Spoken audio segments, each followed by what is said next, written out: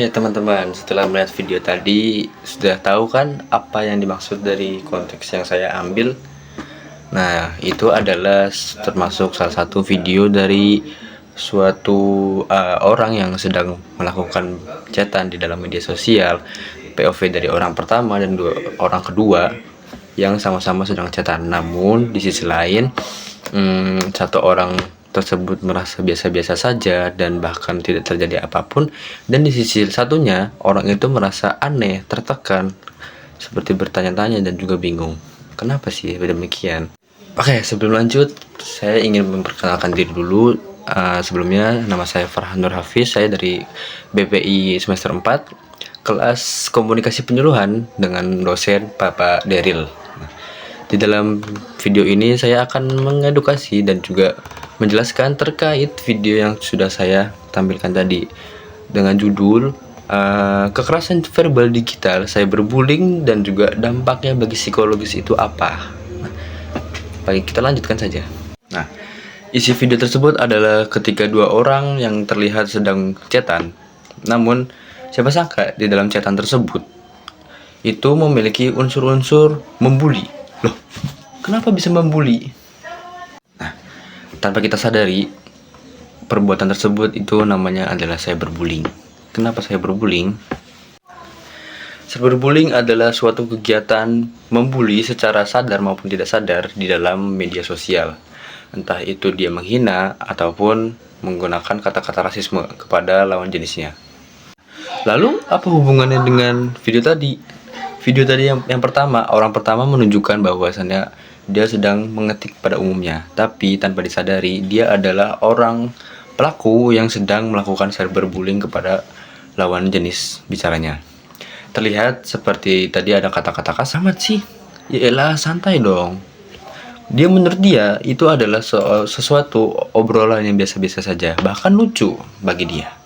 Tetapi dari POV orang pertama tadi yang merasa senang, biasa-biasa saja, dan rileks bahkan tertawa-tertawa tapi di orang kedua itu salah satu menjadi tekanan bagi dirinya. Karena apa? Dia mendapatkan catatan seperti itu. Seperti, loh, kok saya dikatain jelek? Apa salah saya? Nah, pastinya bertanya-tanya kan. Orang itu menjadi tertekan, orang itu jadi berpikir yang negatif. Kok saya diginiin gitu? Kenapa? Tanpa kita sadari, itu adalah namanya cyberbullying. Nah, dari konteks tersebut sudah bisa kita lihat dari dua orang yang berbeda sikapnya seperti apa dan mana yang pelaku dan mana yang korban. Oke, kita masuk ke dampak-dampaknya nih. Apa sih yang berdampak bagi si korban? Pastinya korban itu shock karena pertama kali untuk di dalam hidupnya dia melihat seperti chat seperti itu. Dia juga merasa takut, cemas, bahkan bisa jadi trauma sampai kepikiran karena dia mendapatkan chat yang seperti itu. Walaupun di orang POV pertama itu biasa saja, namun bagi korban itu adalah dampak mendapatkan hal-hal yang sangat menyakitkan, bahkan berdampak bagi psikologisnya, berpengaruh, sangat-sangat berpengaruh. Oke, selanjutnya kita sebagai penyuluh pastinya kita ingin proses penyuluhan itu diberikan kepada komunikan. Nah, komunikan yang cocok untuk pada materi kita cyberbullying itu siapa sih?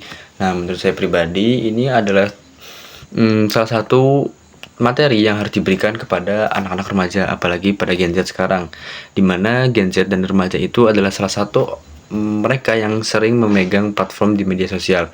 Dengan begitu kita memberikan proses penyuluhan terkait cyberbullying ini, mereka menjadi tahu bahwasannya cyberbullying itu sadar nggak sadar sangat berbahaya sekali bagi korban ataupun pelaku untuk jangka panjangnya, apalagi bagi dampak psikologisnya.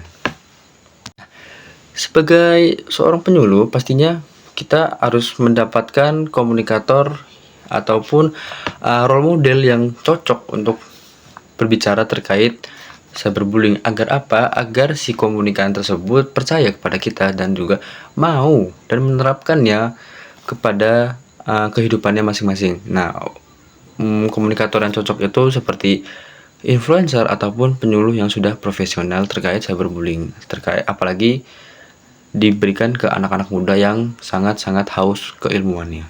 Nah, lalu seperti yang sudah saya tadi jelaskan, kita pastinya membutuhkan penyuluh yang profesional dan juga berpengalaman kepada Gen Z.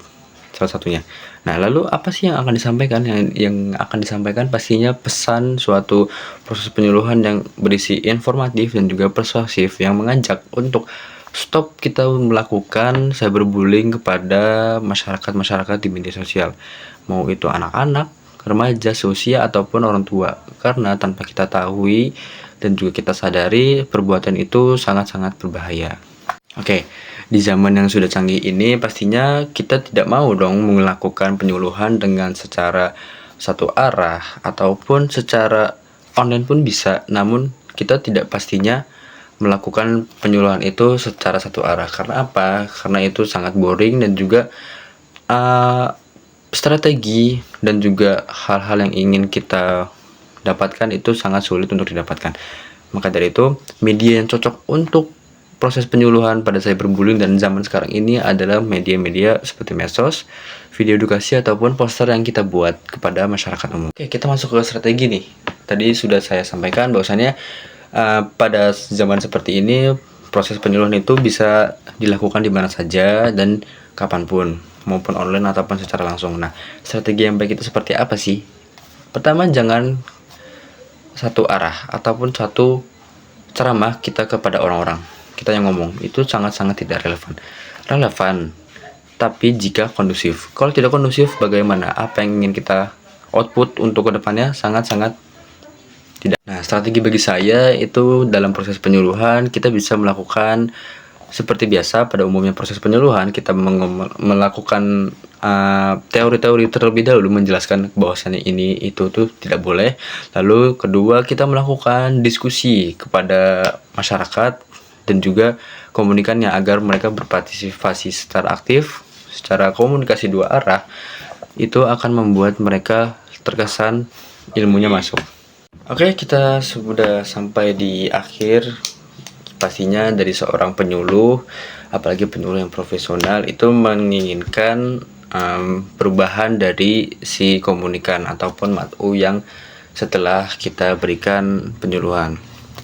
Apa sih harapan dari saya sendiri ketika saya melakukan penyuluhan kepada masyarakat, dan perubahan yang ingin saya lakukan dan yang saya inginkan itu terutama bagi individu adalah sadar pentingnya cyberbullying ini. Dan juga diharapkan individu tersebut itu mampu mengerti dan juga saling berempati dalam bermedia sosial.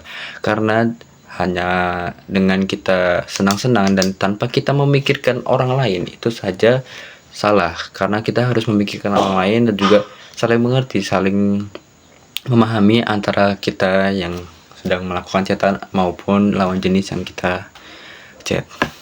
Sekian.